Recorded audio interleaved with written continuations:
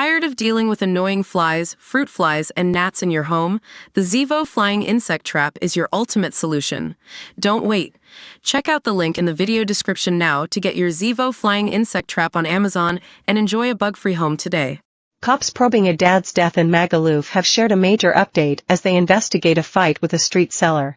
And detectives are now investigating the possibility the non-life-threatening injuries on his body were sustained during a fight with a street seller, respected Major Candeli Ultima Ora reported last night. The dramatic turnaround in the ongoing probe came after Civil Guard investigators failed to find any trace of a traffic incident involving the dead man on CCTV cameras following an exhaustive search. A medical examiner had indicated in a pre-autopsy examination the day of data for Mr. Grant's death on Monday she thought his leg and knee injuries were consistent with having been hit by a car. Unless evidence to the contrary emerges, the Civil Guard has parked the idea he was run over.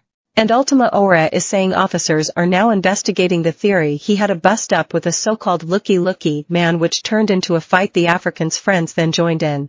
Police could not be reached last night to comment, and it is not clear how much evidence officers have at this moment to support this line of inquiry. Well-placed sources have however confirmed 45-year-old Mr. Grant's death is not being treated as a homicide. Earlier today, it emerged an autopsy had shown he had consumed cocaine and alcohol before he died, which is believed to be linked to his collapse and sudden death rather than any altercation preceding it. Further tests on tissue samples are now taking place at a specialist lab in Barcelona. As well as knee and leg injuries, physiotherapist Mr. Grant, from Waterford, had scratches and bite marks on his body and a cut to his back with glass still inside. Saliva samples have been taken from the 2 bite marks, one on his shoulder and one on his chest, to determine who is responsible.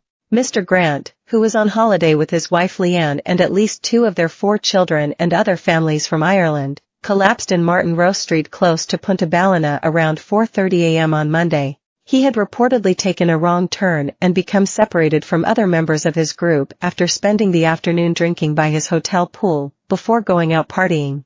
They were staying at the 4-star Seoul Kathmandu Park and Resort in Magaluf, which describes itself online as a popular hotel for families with young children.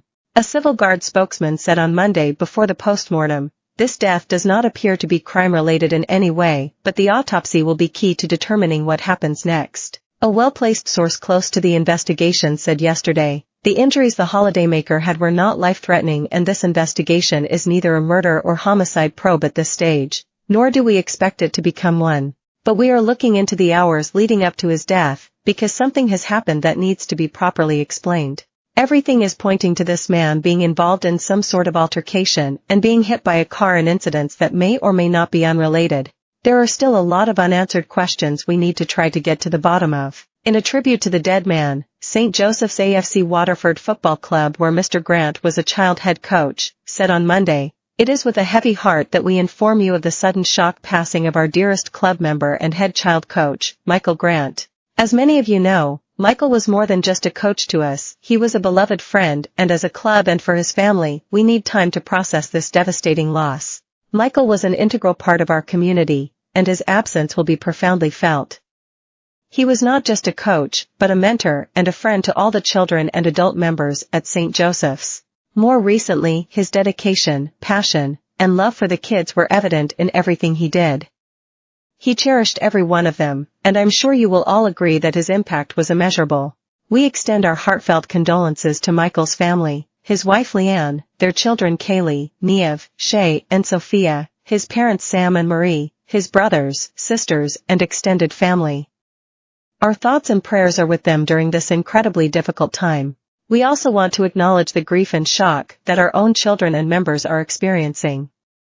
Michael was a significant part of their lives, and his loss is